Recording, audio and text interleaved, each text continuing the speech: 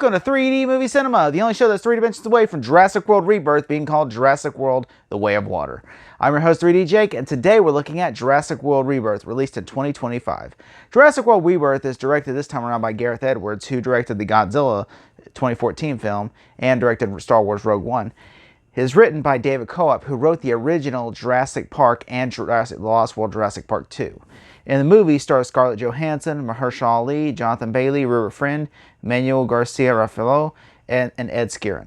The movie is essentially a sequel to the past Jurassic Park and Jurassic World movies, only this time focuses on new characters in the movie, no returning characters, and it's basically about like this company wants to go to this island, another island that harbored dinosaurs as well. This isn't Issa Nubla or Issa Sorna. This is just a entirely new island. And so they basically travel there because they're going to get samples because all the dinosaurs are dying out in the planet and they're all migrated to this island. And so basically they travel to on a boat to there, and it's forbidden to travel there off sea. So they hire a crew to travel there. But then when circumstances happen, and basically a family that's traveling across gets taken out by one of the dinosaurs, they basically have to rescue them, but then they themselves get attacked by the dinosaurs, and then they end up stranded on the island, and they're trying to collect samples while they also get split up, trying to look for the family, and they're trying to get samples, and they're trying to get to an extraction point before time runs out. When I first heard they were making one, I was like, I don't give a shit. Because, I mean, like, I never saw the last one, even because I heard it was so terrible. And so I was like, look, I don't want to watch this movie because I love Jurassic World and I love Jurassic Park. I don't really care for, like, the sequels. So I'm just like, I don't really care. I mean, I've come to liking the Lost World Jurassic Park 2, and Jurassic Park 3 is okay, but, like, I hate Jurassic World Fallen Kingdom and Jurassic Park Dominion. So I'm just like, I just don't give a shit about another one. But then the only thing that excited me was David Coop wrote it. And then I remember seeing the first images for this movie, and that kind of excited me because I'm like, I was like, is this a prequel? Like, is this set like before Jurassic World's franchise? Is this like set in the Jurassic Park era movies? Because I was like, is that the case? Because it looked like Mahershala, like, this looks like it was the very 90s. And I'm like, this might be a movie in the 90s. I'm like, this might be like set between Jurassic Park and The Lost World, or set after The Lost World but before Jurassic Park 3. And I'm like, oh, this has me excited. I was like, you know what? I'm very curious about this. I'm very, very curious. And then, of course, they oh, nope, it's actually not about that. It's actually a sequel. And I'm like, oh, man, all the excitement went out of me. But then I saw the first trailer, and I really thought it was really cute. I was like, you know what? I like it. The trailer looks great. It sold me, and I'm like, I'm gonna watch it, And then of course I was gonna go see it in theaters, but then I'm like, I was like, I'll wait. And then it finally came on VOD, and I watched it, and I'm like, I like it. I don't love it. I do think it is better than the Jurassic World films, except for like the first one. I do think it. I will say it's probably up there with the Jurassic Park sequels in terms of where it ranks, because I think, it might be the fourth best movie in the franchise, but I just don't think it is it doesn't move the needle as much. I mean, like, it still like is a much better movie than like Jurassic Park 3 or Jurassic, World Fallen Kingdom or Jurassic World Dominion. I mean, but like, I would say it's probably, if I had to rank them, like, it's Jurassic Park still the best, then Jurassic World, then I would say Lost World, and then this movie. I mean, I will say the one thing I really liked was the whole, Scarlett Johansson's great in the movie, as always. She's great in every movie. She's really great in this movie, and I thought Mahershala Ali was pretty good, and Jonathan Bailey was great. And I do like the whole, like, when they're at sea. I thought the whole movie worked when they're at sea, because I'm like, this is something never done before. Like, they've never, like, usually, like, I like how it starts out where there's a dinosaur up there, and they're like, oh, there's a dinosaur blocking traffic, and everything, and Scarlett Johansson's like a spy who's like, you want me to go to this island and everything, and they're like, yeah, and everything. And I like that first, but first, when they were in the museum, it felt like it dragged a little bit, like it went over the scene. I would have cut it probably down some, but when they go to the dock, and everything, they get on a ship, and then of course, like, they're at sea. That whole sequence that they're at sea is perfect. I'm like, this is all right. I'm sold on this movie. I'm really liking this movie. And if I felt like like every time when they're at sea, that was the longer they were at sea, the more I was liking this movie. But once they get to the island is when it feels like the movie starts falling apart. Like everything about the sea, like, you know, when the family, you have this family, and there's two things I hated about the movie. You had the family storyline, and then you had this, then you had, like, you know, they're in, you know, like you had two different storylines. You had the the scientists that are going to the island to get samples, and they're shipwrecked, so they got to go get help. Then you have this family that's shipwrecked, and they're going trying to get help. And so I'm like, instead of just having one main story, it feels like it's doing like. And so I was talking to my friend, you know, I was talking to Ryan Cam, one of my Small Zero guys. They were literally like, Ryan was like, yeah, it said if the family's where it falls apart in the movie.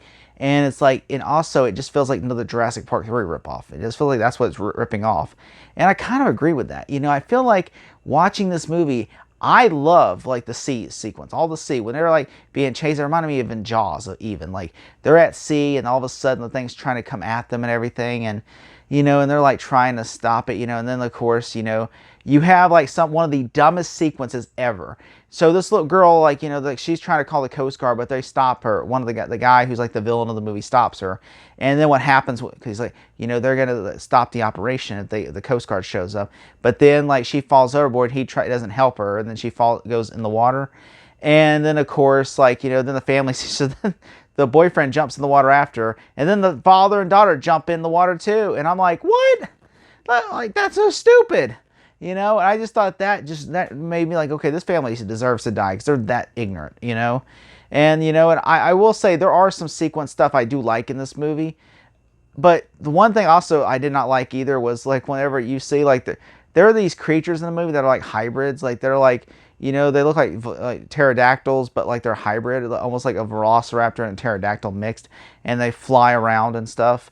And so basically, like they're like the main animal villains of the movie, like the more dinosaur villains, because like they're in that sequence, and then they show up later in the movie, and then they're like the whole third act is them trying to kill the people.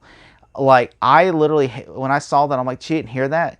And then it just eats this woman and then drags to the sea. You know, I didn't like that. And then also I didn't like, I will say this movie has a lot higher body count than the other movies. And I like that. That's one thing I did appreciate, that people die in this movie. It isn't just like, oh, like 2 people die in the rest of the movie. You know, it feels like the Jurassic Park's been, you know, the body count's not as been high as, you know, this time I feel like there's more people die in this movie. I appreciated that. Also, I thought, you know, like the Velociraptors, there's really like the Velociraptors only appear in one scene. And apparently it's supposed to be in a deleted scene where they show up at the gas station, but then they just disappear. They do show up like when this dude's taking a piss, and then they die, you know, from like the main creature villain of the movie. And I just feel like the whole movie, I feel like the whole gas station sequence in the movie is where they go to the gas station, and then like this thing shows up, like the pterodactyl hybrid thing shows up, and it's just chasing after them the whole time. And it's very much reminiscent of the Jurassic Park, the Lost World Jurassic Park 2, where they're like, you know, down, they're hiding like under, and they're trying to stay crisp. And also mimics the original film where the velociraptors are chasing them, and also in Jurassic Park 3 where they're in like this factory. You know, it feels like it's very much like that. Only difference is I feel like I don't know if I cannot prove this is real or not. It's just a feeling I have. When I was watching this movie, it felt like they were going to use velociraptors, but it feels like someone in post-production, maybe Spielberg or somebody, was like, hey, you know what? We use velociraptors in every movie. Why don't we use a different animal? You know, wouldn't it be great if we had a different animal to go after them instead of a velociraptor?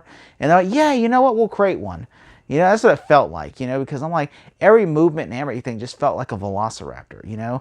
And I was just like, it just did not feel like. And also the creature that they advertise in the movie that they're like showing where you go at the beginning when the guy's like, please open the door.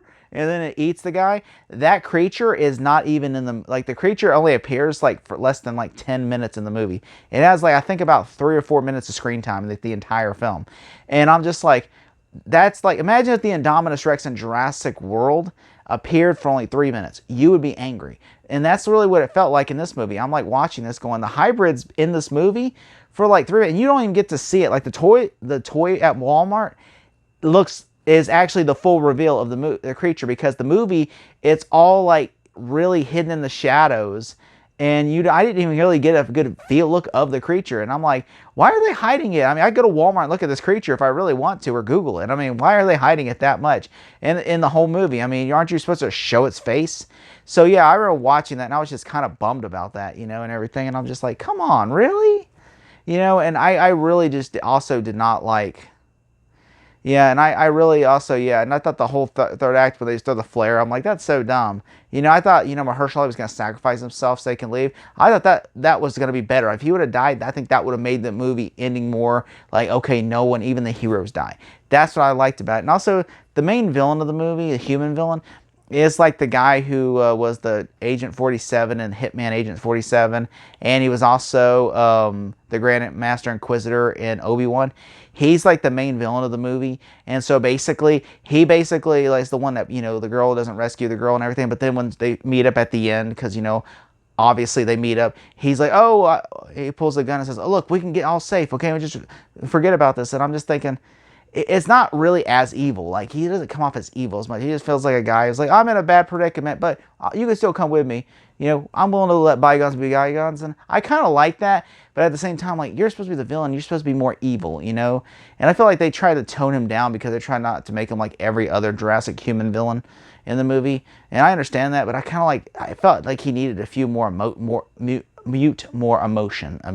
And so, and also, I do like the whole T-Rex sequence. The T-Rex sequence was probably the second best part of the movie, where they're in the river, and a T-Rex is chasing after them, and the little girl, and is trying to eat the raft. That was so great, and that's actually in the original book that they include in this movie, and I really appreciate it. I thought that worked so well. And also, I thought that little Triceratops that was literally like chasing after the little girl the whole time. I thought that was so cute. And yeah, this movie really, I still will watch this movie again sometime, but it's just not my favorite Jurassic World movie or Jurassic Park movie. I still think Jurassic Park and Jurassic World are better, but it is probably my fourth favorite movie of the series.